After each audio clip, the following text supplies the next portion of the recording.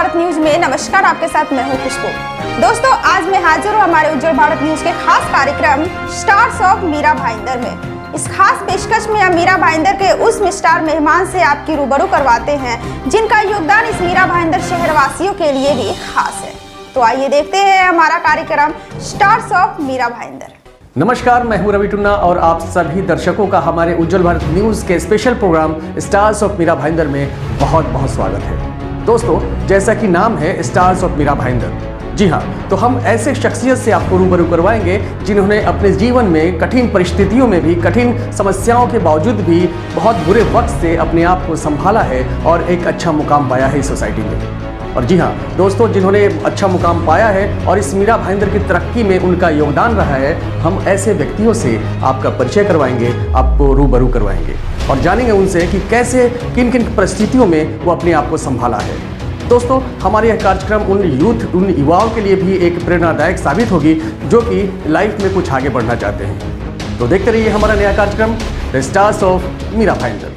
हमारा देश भारत, जिसकी आर्थिक राजधानी मुंबई को कहा जाता है और मुंबई से सटे ही एक शहर है मीरा भाईंदर। मीरा भाईंदर तेजी से ग्रोथ करने वाले शहरों में गिना जाता है।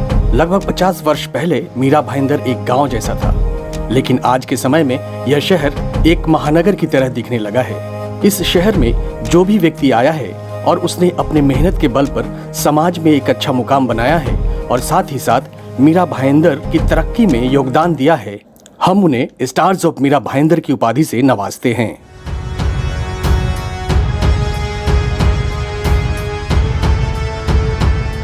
जी हाँ दोस्तों, उज्जवल भारत न्यूज हर उस व्यक्ति को सलाम करता है जिन्होंने अपनी मेहनत से मीरा भाईंदर को संवारा है। हम अपने चैनल के माध्यम से उन सभी स्टार्स को आपसे रूबरू करवाएंगे और जानेंगे उनसे उनके जीवन के संघर्ष के विषय में।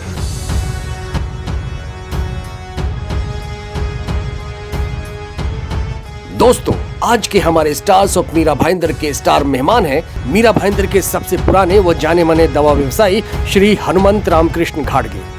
जी हाँ, महाराष्ट्र के सतारा जिले के रहने वाले श्री घाटगे की पढ़ाई लिखाई मुंबई से हुई है और इनके पिताजी महाराष्ट्र पुलिस में थे, लेकिन वे चाहते थे कि उनका बेटा बिजनेस करे। अपने पिताजी की सोच के मुताबिक लगभग 40 वर्ष पहले हनुमंत घाटगे अपने भाई के साथ मिलकर बिना किसी जानकारी के भाईंदर में एक छोटे से दवा की दुकान के साथ व्यवसाय की शुरुआत की। कई विपरीत परिस्थितियों के बावजूद इन्होंने कभी पीछे मुड़कर नहीं देखा और लगातार अपने कठिन परिश्रम और संघर्ष करने के बाद आज वो मीरा भाईंदर में 3 दवा दुकान के ऑनर हैं।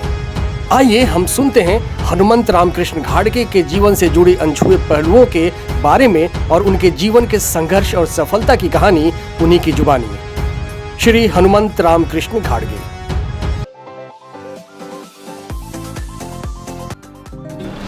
मैं Hanumant Ramakrishna घाटगे Shri Ramakrishna medical store, Shri Sai Baba medical store और मेडिटेक फार्मा का प्रोप्राइटर हूँ। मेरा जन्म 1959 में पश्चिम महाराष्ट्र में जिला सातारा, तालुका खटाव में कंबे गांव में हुआ। मेरे पिताजी बम्बई में पुलिस ऑफिसर थे और माँ गृहिणी थी। मेरे को एक भाई और 2 बहनें हैं और हमारी सभी पढ़ाई बम्बई में ही हुई। हाँ, मेरी मम्मी को हमारे गांव में खेती भी है, ज़मीन है, तो मम्मी गृहिणी होकर भी गाँव का खेती मैनेज करती थी। बहुत होशियार थी, टैलेंट थी, तो दोनों मैनेज करती थी। मेरा पूरा एजुकेशन बम्बई में हुआ और रूपारेल कॉलेज से मैं ग्रेजुएशन किया और 1980 में ग्रेजुएशन करने के बाद पिताजी नहीं चाहते थे कि हम सर्विस करें, इसलिए क्योंकि सर्विस भी करो तो अभी बहुत प्रेशर रहता है। अपने को लगता है कि गवर्नमेंट का जॉब या कोई भी जॉब, लेकिन उसके ऊपर प्रेशराइज रहता है या बॉसिंग रहता है, तो वो चाहते थे कि हम व्यापार करें। फिर मैं और मेरा भाई विष्णु रामकृष्ण घाटगे दोनों ने मिलके भाईंदर में व्यापार करने का सोचा। हमारे एक रिलेटिव थे, उनके पहचान से हमने भाईंदर में साई ऐश्वर्य कोऑपरेटिव सोसाइटी में जगह लिया और उधर औषध का दवा का व्यापार शुरू किया। शुरू में मैं तो एक ऑफिसर का लड़का था, तो इतना मतलब डिग्री विग्री सब थी, लेकिन बिजनेस कैसा करने का नॉलेज नहीं था। तो फिर भी बहुत स्ट्रगल करके नॉलेज लेके किया। 1964 में मेरे को पोलियो हो गया। हाँ, पोलियो की वजह से मेरे को ये हो गया। फिर भी मैं हिम्मत हारा नहीं और स्ट्रगल करके बहुत मेहनत करके बिजनेस का 14 घंटा मैं काम करता हूँ। अभी भी मैं 12 घंटा कंटिन्यू काम करता हूँ और कस्टमर से पर्सनल अटेंशन, पर्सनल कांटेक्ट रखता था, ताकि और लोगों को मेरा नॉलेज कैसे, लोगों को मैं गाइड भी करता था, सजेशन भी देता था। तो उससे बिजनेस अच्छा होने लगा। और वैसा देखे तो उस टाइम जब भी हम आए तो कोई नहीं चाहता था कि भाईंदर में आए, कि उस टाइम रोड ग्राम पंचायत थी, रोड मिट्टी के थे, पानी की व्यवस्था नहीं थी, नल का पानी पीना, टैंकर का पानी पीना पड़ता था। और फैक्ट्री भी बहुत सी उस टाइम भाईंदर में आते रहते, तो उसके वजह से भी भाईंदर में बहुत पोल्यूशन, मतलब मच्छर, ये बीमारी तो और जैसे मैं भाईंदर में है तो लोग भी बाजू को डॉक्टर भी गिने चुने थे और मेडिकल भी नए के बराबर थे, 1 या 2 ही थे। तो जैसा मैंने मेडिकल स्टोर चालू किया तो सब डॉक्टर भी खुश हो गए। वो उनको लगे कि वो अच्छा होगा, आपने मेडिकल खोला, भी दवा लोगों को सही दवा, अच्छी दवा और मिलने में दिक्कत नहीं आएंगी। उसके बाद उसी टाइम डॉक्टर हेगड़े हमारे बाजू में आए हैं। हाँ, तो उसके वजह से लोगों को दवा, ट्रीटमेंट भी मिलते गए, दवा भी मिलते गया। फिर 1981 में भाईंदर में जो 5 एसओ सिलेक्ट हो गए थे, उस टाइम भी तो उसमें का मेरा एक मैं एसओ था। उस टाइम भी लोगों का अटेस्टेशन करने का कॉपी की बहुत दिक्कत थी, तो मैं वो भी लोगों के लिए बहुत किया। अभिनव विद्या मंदिर के तो पूरे वो फिल्म आके पे जो आते थे ना अटेस्टेशन करने, उसके लिए फिर मेरे पास पूरा बंडल भर में 4-4, 5-5 हज़ार फॉर्म आते थे, वो साइन करता था। और कभी भी कोई भी आता था अटेस्टेशन करने तो 99.99% मैं अवेलेबल। लोग बोलते थे सब लोग तो पोस्ट लेते लेकिन जगह पे नहीं रहते, लेकिन मैं तो कभी भी 99 जगह पे हाजिर नहीं होगा तो मैं टाइम देता था तो भी आता था, लेकिन 99.95 लोगों को मैं अच्छी सर्विस दी है। 1900 उसके बाद मेरा प्रफुल्ल पाटिल जी से पहचान हो गई और उन्होंने वो फिर हम दोस्त हो गए। उन्होंने फिर मैं और कांग्रेस पार्टी के युवा सदस्य ने सोचा कि अपन कोई अच्छा युवक कमेटी बनाए, तो हमने कमेटी बनाई। उसमें प्रफुल्ल पाटिल अध्यक्ष थे और गजानन देसाई वो भी मेरे फ्रेंड थे, अभी वो राष्ट्रवादी के उपाध्यक्ष है, वो सेक्रेटरी थे, मैं जॉइंट सेक्रेटरी था। और ऐसे हमने कमेटी बनाई। फिर बाद में गजानन देसाई 35 साल के बाद पेरेंट कांग्रेस कमेटी में गए, तो फिर सेक्रेटरी पोस्ट मेरे को मिली युग की। और हम अच्छा हर वार्ड में जाके कांग्रेस कमेटी बना दी और पार्टी को बढ़ाने की कोशिश की। और फिर मेरी सिस्टर की शादी हो गई 1981 में। उनके मिस्टर जज है, अभी जस्ट वो रिटायर हो गए हैं। और मेरे फैमिली में करीब सब गवर्नमेंट ऑफिसर ही थे, मैं अकेला बिजनेस था। लेकिन पिताजी ने, मम्मी ने हौसला दिया व्यापार करने का, उससे मैं व्यापार करने का। मेरे अंकल भी पुलिस इंस्पेक्टर थे, मेरे चाचा भी पुलिस इंस्पेक्टर थे, तो सब गवर्नमेंट का रेस है। फिर भी उसका वो के आगे जाके मैं व्यापार किया, उसमें भी मैं ऐसे जो बहुत कोशिश किए, कष्ट किए, उससे मैं हो गया। और 1999 में मैंने ओसवाल शॉपिंग सेंटर में जगह लिया, तो उधर के भी बहुत से डॉक्टर मेरे को मिले कि आप इधर भी दुकान खोल दीजिए ना, क्योंकि इधर भी दवा की बहुत दिक्कत होती है, पब्लिक को उतना बीपी रोड पे रामकृष्ण में आने की तकलीफ होती है। तो वो हिसाब से मैंने 99 में मैं और मेरे भाई ने Shri Sai Baba medical store जसल park में चालू किया। और 2002 में हमारी कम्युनिटी के मुझे Bhayandar chemist association welfare association का इलेक्शन था 2002 में, उसके अंदर मैं चुन के आया उसके अंदर में हमारे प्रेसिडेंट रजनीकांत वन थे, उस टाइम में वाइस प्रेसिडेंट था।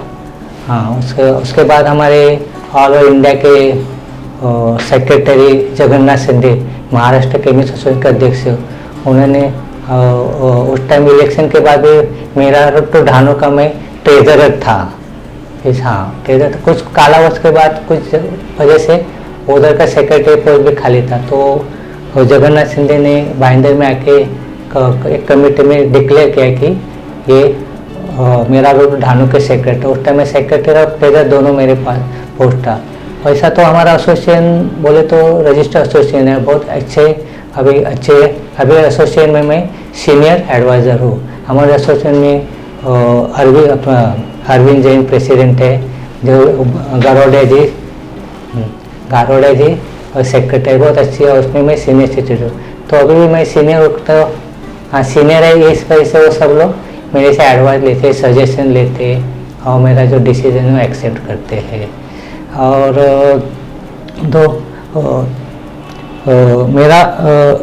हम वैसे जॉइंट फैमिली हैं, जॉइंट फैमिली रहते हैं, मैं मेरा भाई सब लोग। जॉइंट फैमिली का एक प्लस पॉइंट ये होता है कि मिले जुलने होने से आदमी को डेवलप होने के लिए अच्छा रहता है। तो कभी भी ऐसा तो जैसे अपन ऐसा एक अलग होते, एक मुट्ठी होते, एक साथ होते, तो वो भी मेरे को प्लस पॉइंट मिला। मेरे पापा मम्मी का भी सपोर्ट रहा और हम जॉइंट फैमिली, तो मेरे को मतलब परिश्रम करके सक्सेस होने में हुआ। वैसा तो हम जॉइंट फैमिली थे, मेरा एक भाई और 2 सिस्टर है। उसमें का एक सिस्टर है, उनका वो शादी एक मतलब कोऑपरेटिव अशोक पावर करके, उनको वो जज थे, उनके साथ हुई। और एक सिस्टर है, उसके मिस्टर में एक शुगर फैक्ट्री में सीनियर मैनेजर है। हम दोनों भाई मिलके करते। अभी मेरा भाई का अभी 2016 में तो बीपी के वजह से और थोड़ा किडनी प्रॉब्लम हुआ, उसके वजह से वो एक्सपायर हो गया। तो पूरा घर की जिम्मेदारी भी मेरे ऊपर है। मेरे को 2 लड़की 1 लड़का और 2 भतीजे हैं।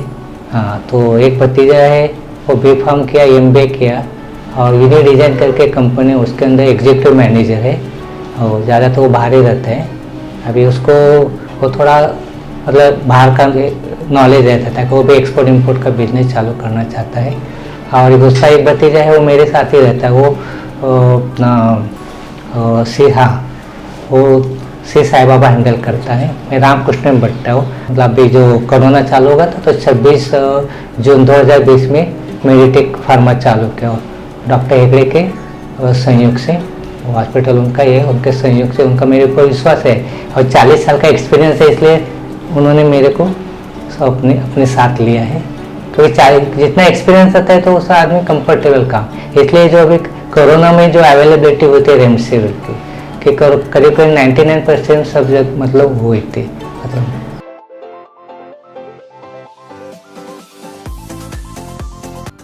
देखने को जाए तो अभी भाईंदर बहुत डेवलप हो गया है। 2002 में जैसा मेरा सिलेक्शन हो गया वाइस प्रेसिडेंट, तो उस टाइम मेरा भाईंदर महानगर पालिका, तो उसमें ऑक्ट्राई चालू हो गया।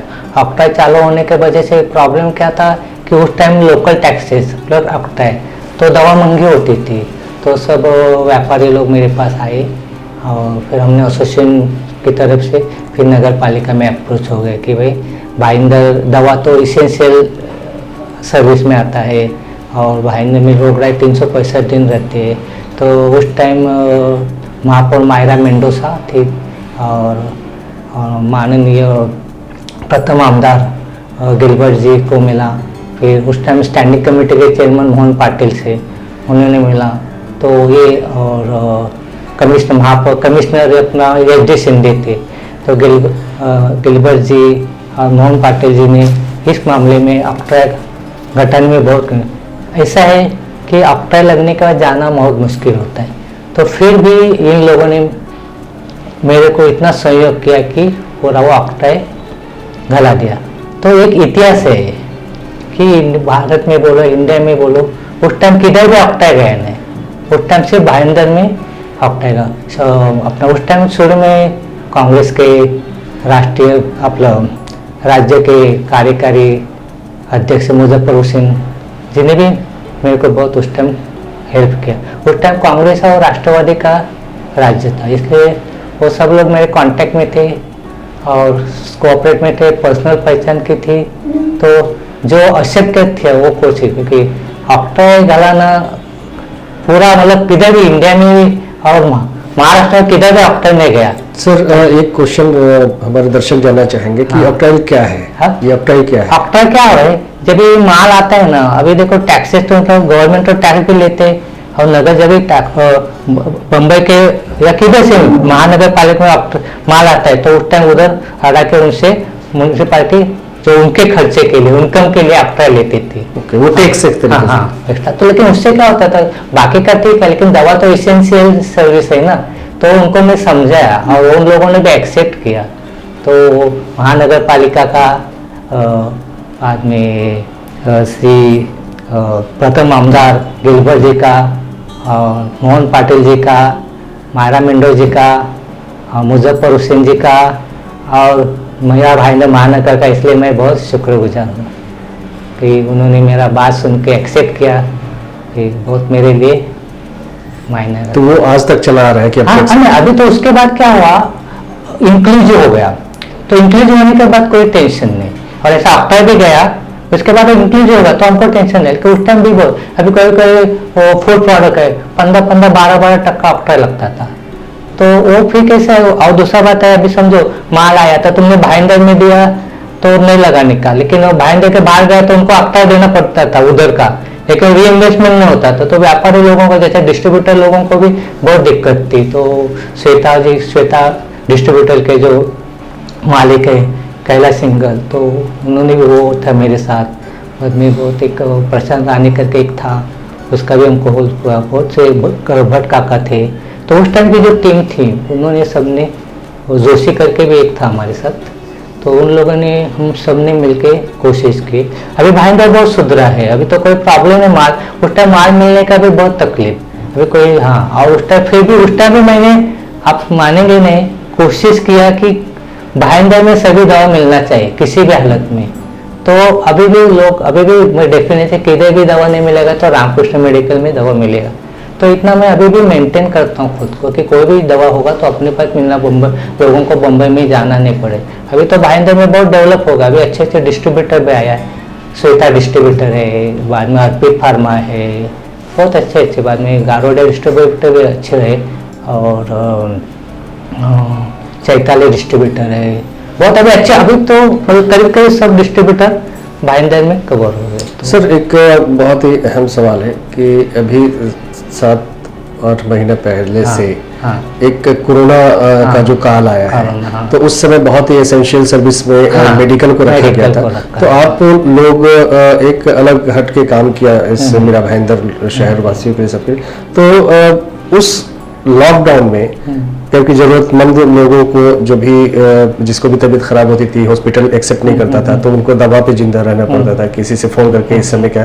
तो उस समय का एक्सपीरियंस कैसा रहा, जरा शेयर। अभी एक्चुअली ये तो हमारा तो उस टाइम तो इतना हेवी कोरोना पिक पे था, और उसके अंदर रेमडेसिविर दवा थी, वो मिलना बहुत शॉर्टेज था। बाद में टोसिलिज़ाइन, सिप्राक्टा, उसका ब्रांड नेम एक्ट्रेमा, तो मिलने के बाद फिर भी मैंने, अभी मेरा वो मेडिटेक फार्मा जो है उधर, मेडिटेक हॉस्पिटल में, उधर मैं बराबर दवा, किसी मतलब हमारे हॉस्पिटल में किसी को भी वो दवा शॉर्टेज होने नहीं दी। दूसरी बात कैसे है कि बहुत से, मतलब मैं ऐसे इस तरह से मैनेज करता था कि बहुत से हॉस्पिटल में वो दवा मिलती नहीं थी, तो हॉस्पिटल के पेशेंट भी मेरे से लेके जाते थे। इवन म्यूनसिपालिटी के भी, कभी कभी म्यूनसिपालिटी में भी इंजेक्शन नहीं मिलता था, तो वो भी उनके पेशेंट जो वो मेरे को भेजते थे। तो मैंने हर बार, मतलब अभी मेरा इंटेंशन क्या है कि लोगों को दवा मिलना चाहिए। अभी वो तो इतना डेलिकेट कंडीशन था कि वो, तो उस टाइम मैंने कभी, मतलब 99.99% मेरे पास वो दवा मैंने अवेलेबिलिटी उस समय ये जो दवा जिसकी बात कर रहे हैं वो ब्लैक में भी बहुत, हाँ ब्लैक में भी बहुत मिलती थी। हाँ एक्चुअली उस टाइम वो जो 5,400 की दवा थी, कोई 30,000 बेचता तो कोई 40,000 बेचता, लेकिन मेरे पास वही रेट में थी। जब तक वो, उसका नाम था कोविफर करके, वो 5,400 के थे। तो और मेरे पास तो फिर बम्बई से भी बहुत लोग आते थे। मतलब आप सोचिए कि हाउ आई मैनेज, मतलब बम्बई से आता बहुत अपना ये कांदिवली में एक हॉस्पिटल है वो वाला, फिर विराज से, नाला सोपारा से मेरे को फ़ोन आते कि आपके पास मिलेगा, फिर भी वो मेरे पास मिला। तो मैंने कोशिश की है कि दवा शॉर्टेज, मतलब अपना हॉस्पिटल छोड़ के भी बाकी की जगह मैंने अवेलेबिलिटी करने की कोशिश की। मतलब वो मेरा एक्सपीरियंस काम आया कि हाउ टू मेंटेन कितने साल पहले पोलियो हुआ था? मैं जब 1959 था उस टाइम उस टाइम के पोलियो वैक्सीन थे, लेकिन इतना उसका प्रोपोगंडा भी नहीं था और लोग अवेयरनेस भी नहीं, मतलब लोगों में अवेयरनेस भी नहीं था और अवेलेबिलिटी भी नहीं थी। तो शायद 1964 में मेरे को पोलियो होगा, 63 में। तो उस समय पोलियो होने के बावजूद आपने कारोबार शुरू किया और छोटे से एक दवा की दुकान से आज 2-3 शॉप हो गए। तो एक इंस्पिरेबल वर्क आपने किया सिंसियरिटी के साथ। नहीं, मैं कभी भी अभी जब कोई भी काम करता हूँ तो मैंने किसके साथ इंडिविजुअली असिस्टेंट की हेल्प किसके लिए नहीं। मैं स्कूल में जाता था, अकेला जाता था। कभी मेरे को माता पिता स्कूल में, अभी तो लोग बच्चे को स्कूल में छोड़ने को जाता था, लेकिन मेरे को कभी कोई माता पिता स्कूल में छोड़ने को नहीं आए। एवं कॉलेज में भी मैं बांद्रा में रहता था, रूपारेल कॉलेज में जाता था माटो, तो ट्रेन से जाता था, आता था। फिर बाद में मैं हमको गवर्नमेंट क्वार्टर थे ना खेवाड़ी में, हाँ, तो उधर से मैं दुकान में 5 साल अप डाउन किया ट्रेन से। तो कभी ऐसा अभी कॉलेज में छुट्टी पड़ती थी ना, तो पिताजी मेरे को बोलते जाओ गाँव में खेती देख के आओ। क्यों बोलते थे? ताकि मेरे को एक्सपीरियंस हो जाए, so that I will be independent, खुद के पर। तो मैं अकेला ही जाता था, किसकी बस सर्विस थी तो बस ही जाता था कभी। लेकिन ऐसा कोई प्रॉब्लम है, अभी भी मैं कोई भी काम करता हूँ तो अभी 4 साल के लोग कितना मेरे को एडवाइस लेने को आता है, कितने लोग हेल्प लेने को आता है, कितने सजेस्ट, तो मैं बहुत लोगों को सजेशन भी देता हूँ तो मेरे को एक्सपीरियंस है या मेरे को कुछ काम हुआ किसका, मेरी वजह भी 4 साल का तो बहुत पहचान भी रहती है, तो किसका इंडिविजुअल काम होगा या सार्वजनिक काम, तो मैं सबको हेल्प करता हूँ। लेकिन वो क्राइटेरिया मेरे बीच में कभी नहीं है, क्योंकि जनरल नॉर्मल जो आदमी करता है उससे मैं अच्छा काम करता हूँ, इतना मेरे को कॉन्फिडेंस है और करूँगा भी। क्योंकि हाँ, कॉन्फिडेंस होना चाहिए, सिंसियर बोला ना आपको, और एक जिद होना चाहिए बस आदमी में, तो ऐसा वो चीज़ नहीं आती कभी भी। सर, आपने बताया कि आपकी पढ़ाई लिखाई सारी बॉम्बे में हुई, तो भाईंदर कैसे आना हुआ? भाईंदर में कैसा था कि जब मेरा ग्रेजुएशन हो गया 1980 में, तो अभी पिता सर्विस थे, तो सर्विस वाले आदमी मतलब गवर्नमेंट सर्विस, कोई भी सर्विस हो तो उसको मालूम है सर्विस में क्या तकलीफ रहता है कि बॉसिंग होता है, वो होता है। तो उनका सपना ही था कि हम कुछ बिजनेस करें, तो उनका वो कहे कि आप कुछ व्यापार कीजिए। अभी व्यापार करने का तो हम सब गवर्नमेंट लोग, हम तो व्यापार करना तो हमारे इसमें नहीं था, तो फिर भी मतलब बोला ना, मेरे जिद में ना अपने में कुछ अंदर एक ये होना चाहिए, जिद होना चाहिए, कुछ करना है। हाँ, तो फिर मैंने हमारे पहचान के थे, तो रिलेटिव थे, तो उनका बिल्डर पहचान का था। हाँ, तो उनके पहचान से हमने बीपी रोड पे साइया बिल्डिंग में दुकान ली और उसे चालू किए। तो शुरू में बहुत मेहनत करनी पड़ी, तो क्योंकि उस समय 14 घंटा में काम करता, जिस समय आपको मालूम नहीं होगा कि मैं 14 घंटा काउंटर भी अटेंड किया। आप ऐसा मत समझो कि मैं बैठा रहा हूँ, अभी आप बोलेगा कि उस टाइम में काउंटर 14 घंटा, मतलब जितना भी मेरा स्टाफ काम करता था उतना मैं काम किया हूँ। और अभी भी उस टाइम भी मैं इतना अवेयरनेस रखता था कि मेरे जो असिस्टेंट हो गए, मेरे स्टाफ हो गए, आज की तारीख में भी मेरा असिस्टेंट हो गया, उससे मैं ज़्यादा नॉलेज रखता हूँ और अवेयरनेस रखता हूँ। मतलब कि मेरे स्टाफ को भी कोई चीज़ मालूम नहीं है तो मेरे को मालूम है अभी भी। तीनों फार्मेसी संभालते हो, लेकिन तीनों फार्मेसी कौन सा दवा है कौन सा नहीं, मतलब एकदम सिस्टमेटिक काम है। 1997 में, मतलब 1997 में भाईंदर में पहला ही मेडिकल है जिसमें कंप्यूटर चालू हो गया।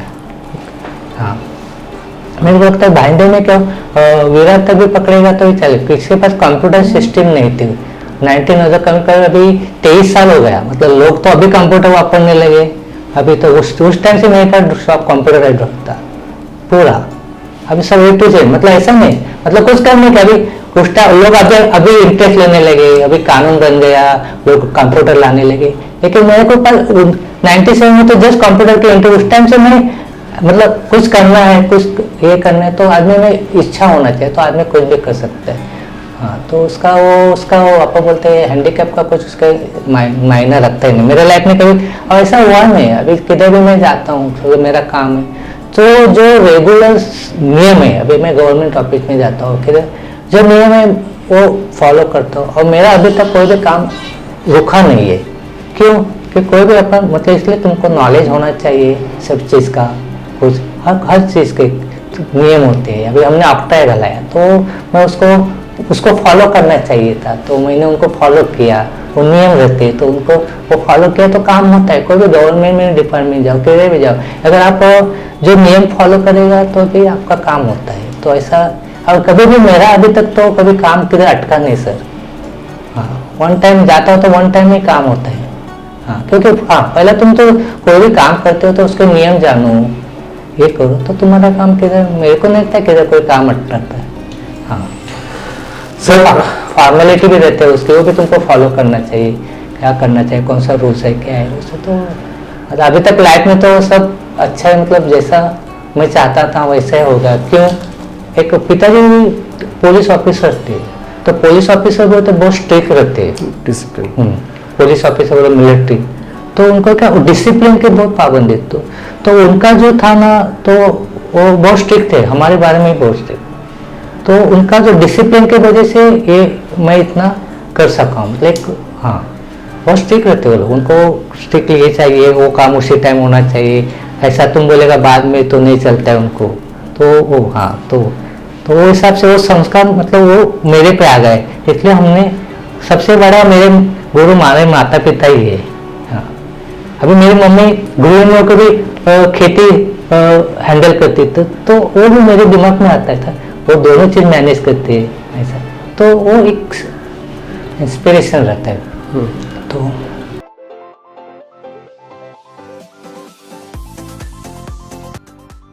सर, बहुत अच्छा बातें अपने लाइफ के विषय में बताया। अब हम चाहेंगे कि हमारे दर्शकों को, क्योंकि आपने 40 साल का लगभग एक्सपीरियंस मेडिकल क्षेत्र में रहा और प्लस आपने लाइफ को जिया, आपने एक चैलेंज जो एक कहते हैं ना हैंडीकैप, फिजिकली चैलेंज को भी आप आड़े नहीं आने दिया और आपने उसको चैलेंज लेके आप एक सक्सेसफुल बिजनेसमैन बने मीरा भाईंदर में। तो हम चाहेंगे कि हमारे इन्वेस्टर्स, हमारे जनरेशन को, जो हमारे दर्शक हैं, उनको एक अच्छा सा पॉजिटिव संदेश दीजिए ताकि वो भी कुछ करने की उनके अंदर जज्बा जगे। पहला तो सिंसियरिटी चाहिए तुम्हारे में, हार्ड वर्किंग चाहिए और कॉन्फिडेंस चाहिए। ऐसा मान रहा कि वो मेरा नहीं काम होता है, मैं ऐसा हूँ, ऐसा नहीं, कॉन्फिडेंस रखो। क्यों नहीं होगा? होगा ना, दूसरा कर सकता तो अपन क्यों नहीं कर सकते। और दूसरी बात है कि तुरंत तुम सोचेंगे मैं डायरेक्ट मेरे को ये बनना है वो बनना है, नहीं, कुछ पहले तो कॉन्फिडेंस रखो, फिर हार्ड वर्क करो, फिर कोई भी सक्सेस होता है ना। और सिंसियर करने का, कोई ऐसा चीटिंग नहीं करने का, शॉर्टकट निकालने का, वैसा काम मत करो ना। बस क्यों, ये 3 चीज फॉलो करो, हर आदमी सक्सेस हो जाएगा। अब हम फिर अगले एपिसोड में आपसे रूबरू करवाएंगे एक नए शख्सियत से जो होंगे हमारे स्टार ऑफ मीरा भाईंदर। देखते रहें उज्जवल भारत न्यूज।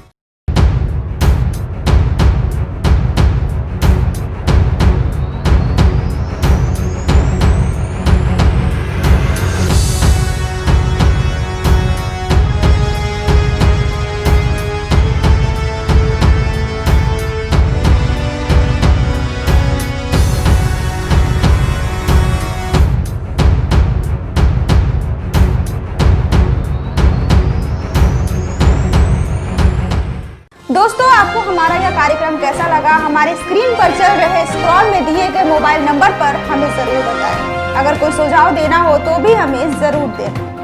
अगले एपिसोड में हम फिर हाजिर होंगे एक नए स्टार मेहमान के साथ। तब तक के लिए दीजिए इजाजत। नमस्कार।